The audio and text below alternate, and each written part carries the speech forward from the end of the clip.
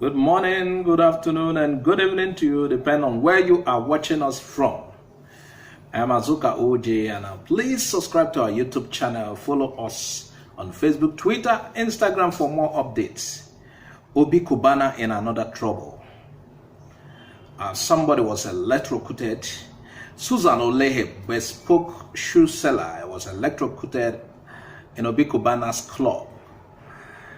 For her, business must be booming until the fatal decision Saturday night to unwind along with her friends at the popular hangout, Hostel and Bustle, owned by businessman Obi aka Obi Cubana. According to a report, Susan was leaving the club when she misstepped on a metal rod. And another report had said she touched a metal door, as glimpsed from a replay of the club's CCTV. Either way, the unexpected happened. She was electrocuted. They were about to leave the club and she tripped by a floor that doesn't look well laid. She fell on a metal rod. The metal rod had high voltage wires for lightnings or whatever in it. And it was covered with a metal for aesthetics, a family source told. Worrisome was the report that the club was initially indifferent to the tragedy. The club was, however, forced to shut down when some security agents came calling, and it took the club many hours to announce the tragedy shut down. Without even a mention about the identity of Susan and the cause of the deaths. According to the club, they said, "We are closed till further notice. This is due to the loss of our esteemed client." The club announced on their Instagram. "We are deeply saddened by this situation and need time to heal from it. Our prayers are with the families of the lost soul. May her soul rest in peace. We sympathize with the family on this unbearable loss. Kindly bear with us as we pass through the storm."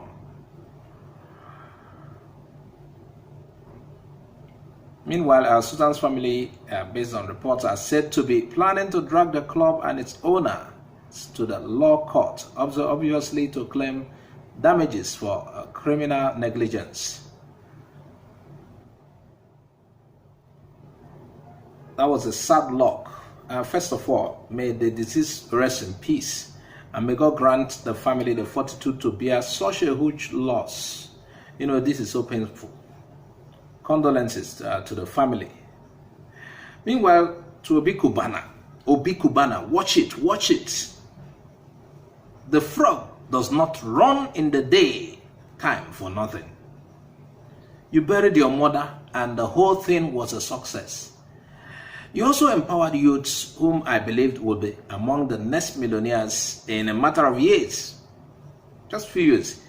You have done so well, Obi Cubana. I was thinking it was time for you to mellow down, keep off, and continue your life as it used to be. But you said all the latest shows, all eyes on me, Fizi was in line of your business. After all, you represent several foreign brands in Nigeria. I'm not going to judge you, my bro, but I want to remind you that though you are doing your thing and you got the right to do your thing, but you got to watch your back, as enemies are seeing what is happening around you and they are not happy. You just left the EFCC office. I don't know whether you've totally left their hook. That was a few weeks ago.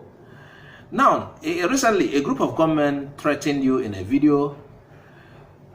You, of all people, they choose to threaten for appearing with Abakari coming to your mother's burial. Now, one of your club closed down because someone was allegedly electrocuted. Now, if you believe in the word of God, Obi Cubana, I would suggest you go into fasting and prayer, because this is on Wekwensu. Around this season, you must watch and pray and check if there are things you need to correct, Obi Cubana. I'm talking to you as a brother, and because I want your progress. Meanwhile, angry landlord locks premises of Enugu courts, prevents judge from sitting over failure to pay rent. A customary court at the Amore near Abane, Enugu State, cannot sit for lack of payment of rent. The customary court, chaired by Ebu Esquire at the Amore town, a stone's throw from Abane town, which hosts the Nigerian Law School, Abane campus, has been locked up and entrance to premises barricaded. Why, Iguana? According to information available, the angry landlord locked up the court and prevented litigants and the customary court judge from accessing the premises of the court. Anyway, court official confirmed to the lawyers that the court had not paid its rent for courtrooms to the landlords. Lawyers were dismayed at the bizarre development. There is nothing really wrong in locking them out. As you know, it's also according to the law that they were locked out. Once the man will do it according to the law, sorry. It's all about business and gains. It doesn't matter whom the place was rented out to. Payment for such property should be made and on time.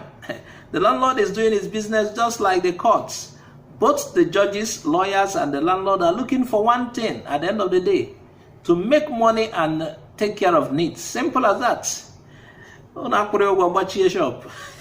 That is it. You are there for business. You are trained in law, and you're gonna make a living from law. He's making a living from his property. If you didn't pay him, he'll lock up. I support him if you didn't totally pay. Meanwhile, one of the greatest news in entertainment, PSquare, Jude Okoye, settled their rift after 4 years. Peter Okoye and Paul Okoye of PSquare have put their differences aside based on report we are hearing, and beginning to follow each other on Instagram. The proof of their reconciliation was also provided by Paul's wife, Anita Okoye. Anita has really invested so much in trying to see that these people reconcile. Anita took to her Instagram page to share a video that showed Peter enjoying quality time with his twin brother's children in the United States as they were shopping. Wow, that is what we like to hear. Peter and Paul had publicly parted ways as bandmates and business partners since September 2017, and reports about the breakup surfaced after Peter reportedly sent a termination letter to the group's lawyer. Prior to the reports, the duo disbanded in 2016, supposedly over a disagreement about the role of their manager, Jude Okoye. Jude Okoye had been on the side of Paul Okoye.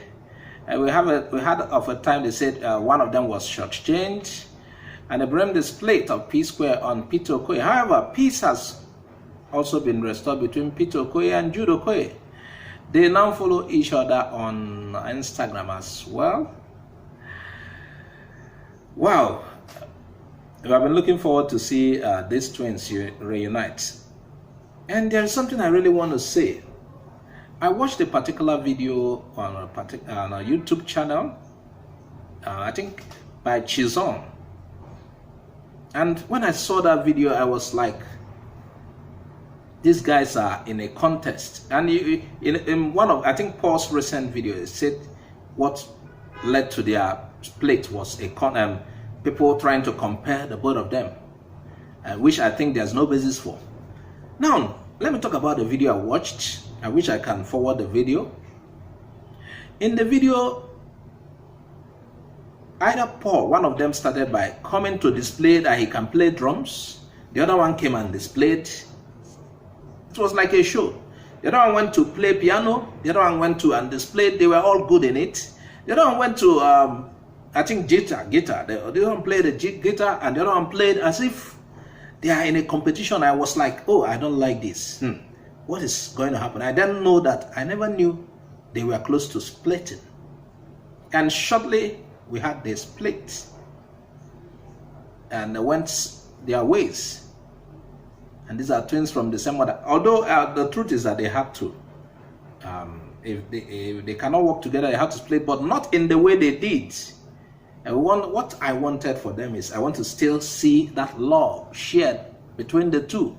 Even if they decide to do their things separately, but let them like themselves. All these beef, abuses, no, that's not what we want. You understand that